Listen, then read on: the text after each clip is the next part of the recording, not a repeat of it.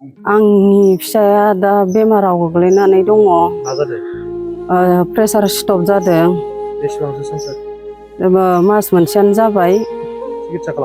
सिकित्सा खालामदों। दा मा अबस्थायाव दं? दा मानसियाथ' बिराद सिरियासआव गोग्लैनानै दङ। दा रायजोफोरनिफ्राय एसे एनला अनसुंथाइ लुगैदों आरो।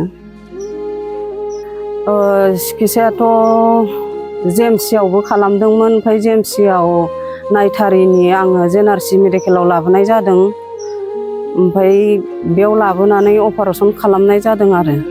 दा जिखिनि फैसा दंमोन बे फैसाया जोबलांजोब्बाय आरो नायनानैनो। थारमाने गोबां रांखान्थिनि आंखालाव जा बाबायाथ' प्रेसार स्ट्रकआव गोलैना दोङो। बेसेबांसो जाखो? मास मोनसेसो जाबाय बाबाया प्रेसार स्ट्रकआव गोलैनाया।